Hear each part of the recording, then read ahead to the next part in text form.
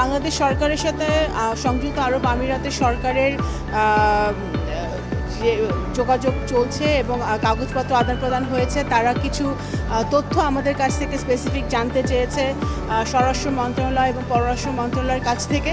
সেটা আমরা তাদেরকে সরবরাহ করেছি, কাজ চলছে। আমরা আশা করছি খুবই শীঘ্রই এই অভিযুক্ত আসামিকে বেনাজিরকে ঢাকায় বাংলাদেশে ফিরিয়ে এনে তার বিচার কাজ এখানে সম্পন্ন করা যাবে।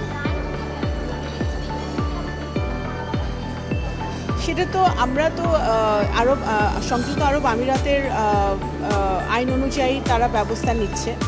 সেটা অবশ্যই আমাদের সরকার তাদের সাথে কথা বলবে, আমাদের হোম মিনিস্ট্রি তাদের সাথে কথা বলে পরবর্তী কী পদক্ষেপ আমরা নিতে পারি সেটা আমরা সিদ্ধান্ত নেব।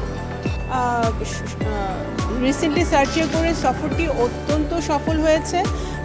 আমাদের যে দ্বিপাক্ষিক বৈঠকগুলো হয়েছে সেই দ্বিপাক্ষিক বৈঠকগুলোতে আমরা বুঝতে পেরেছি যে যুক্তরাষ্ট্র বাংলাদেশের সাথে আরও নিবিড়ভাবে সম্পর্ক করতে চাচ্ছে।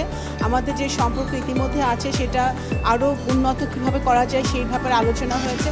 মাননীয় প্রধানমন্ত্রীর সাথে অত্যন্ত সফল আলোচনা হয়েছে। আমেরিকান ইনভেস্টররা বাংলাদেশে আসতে খুবই আগ্রহী। রিসেন্টলি একটা বিজনেস ডেলিগেশন আসবে বাংলাদেশে এবং এরপরেও আমেরিকান ইনভেস্টররা বিভিন্ন সেক্টরে টেকনোলজি, এগ্রিকালচার, গার্মেন্টস, বিভিন্ন ডিফেন্স, বিভিন্ন সেক্টরে আমাদের আমেরিকান ইনভেস্টররা আগ্রহী এখানে বিনিয়োগ করার। তারা সেই উৎসাহ প্রকাশ করেছে, সেই ইন্টারেস্ট তারা দেখিয়েছে।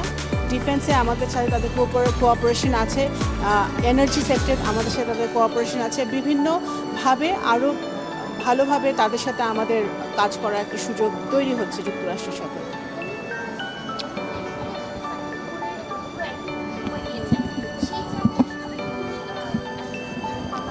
ওনারা পুরো একদিনই রোহিঙ্গা ক্যাম্প পরিদর্শন করেছেন এবং যুক্তরাষ্ট্র সরকার থেকে বলা হয়েছে যে তারা সংবেদনশীল রোহিঙ্গা ইস্যুতে। তারা বুঝতে পারছে যে বাংলাদেশ মানবিক কারণে যেভাবে রোহিঙ্গা কমিউনিটিকে সহায়তা করছে বা আশ্রয় দিয়েছে, সেই একইভাবে বাংলাদেশের এবং বাংলাদেশের অর্থনীতির উপর একটা বিশাল চাপ তৈরি করছে।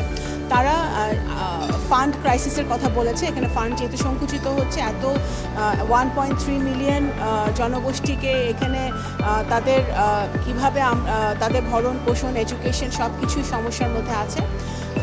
কিভাবে দ্রুত গতিতে বা দ্রুত সময়ের মধ্যে রোহিঙ্গাদের একটা সেফ ডিগনিফাইড রিপ্যাট্রিয়েশন শুরু করা যায় সেই ব্যাপারে তারা উদ্যোগ গ্রহণ করবে এবং এই ফান্ডের ব্যাপারেও তারা ভবিষ্যতে আরও কীভাবে আমাদেরকে হেল্প করতে পারে সেটা তারা ব্যবস্থা নেবে।